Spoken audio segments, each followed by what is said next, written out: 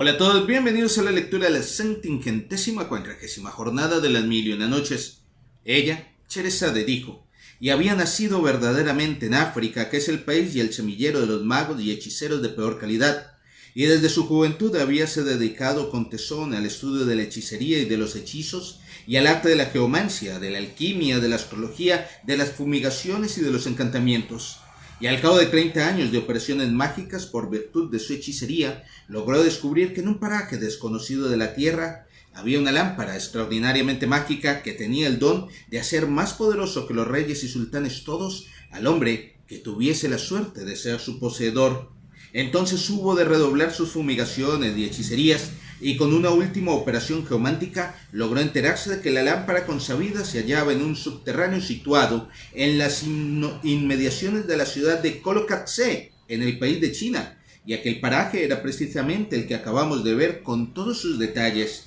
Y el mago se puso en camino sin tardanza, y después de un largo viaje había llegado a Kolokatse, donde se dedicó a explorar. Dan ganas del chiste malo, porque dice prácticamente colocarse,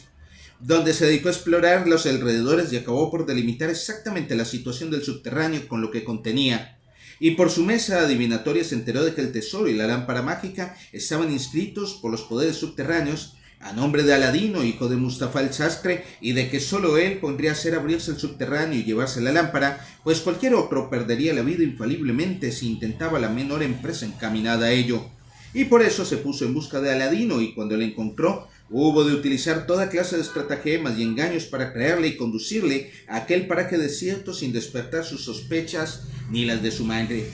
Y cuando Aladino salió con bien de la empresa, le había reclamado tan presurosamente la lámpara, porque quería engañarle y emparedarle para siempre en el subterráneo.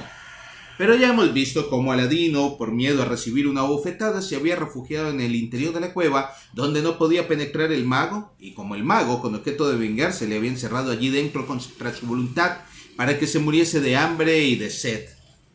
Realizada aquella acción, el mago, convulso y echando espuma, se fue por su camino, probablemente a África, su país, y he aquí lo referente a él, pero seguramente nos lo volveremos a encontrar. He aquí ahora lo que atañe a Aladino.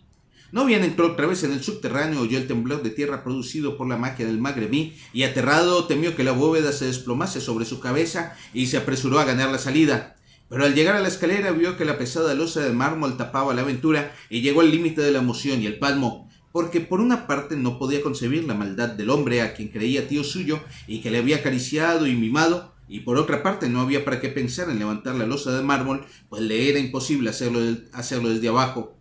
En estas condiciones el desesperado Aladino empezó a dar muchos gritos, llamando a su tío y prometiéndole con toda clase de juramentos que estaba dispuesto a darle enseguida la lámpara. Pero claro es que sus gritos y sollozos no fueron oídos por el mago, que ya se encontraba lejos. Y al ver que su tío no le contestaba, Aladino empezó a abrigar algunas dudas con respecto a él, sobre todo al acordarse de que le había llamado hijo de perra, grandísima injuria que jamás dirigiría un verdadero tío al hijo de su hermano. De todos modos resolvió entonces ir al jardín donde había luz y buscar una salida por donde escapar de aquellos lugares tenebrosos.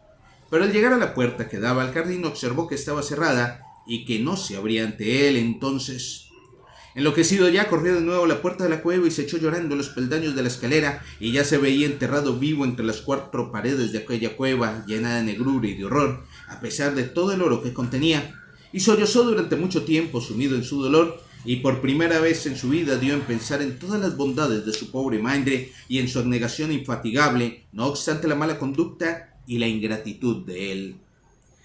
Y la muerte en aquella cueva hubo de parecerle más amarga por no haber podido refrescar en vida el corazón de su madre, mejorando algo su carácter y demostrándole de alguna manera su agradecimiento. Y suspiró mucho al asaltarle este pensamiento, y empezó a retorcerse los brazos y a restregarse las manos, como generalmente hacen los que están desesperados, diciendo a modo de renuncia a la vida: no hay recurso ni poder más que en Alá. Y aquí que con aquel movimiento Aladino frotó sin querer el anillo que llevaba en el pulgar y que le había prestado el mago para preservarle de los peligros del subterráneo. Y no sabía aquel magrebí maldito que el tal anillo había de salvar la vida de Aladino precisamente, pues de saberlo no se lo hubiera confiado desde luego, o se hubiera apresurado a quitárselo, o incluso no hubiera cerrado el subterráneo mientras el otro no se lo devolviese.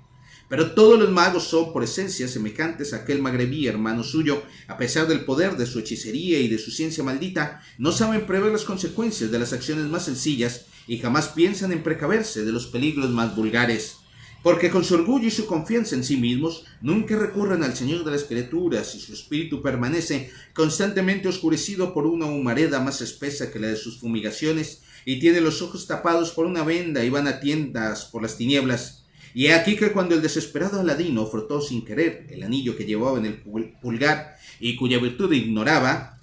en ese momento de su narración Sherezade vio aparecer la mañana y se cayó discretamente, y yo discreto guardo silencio, no sin antes invitaros a que me acompañéis en la lectura de la 741ª jornada de las 1001 noches. Muchas gracias.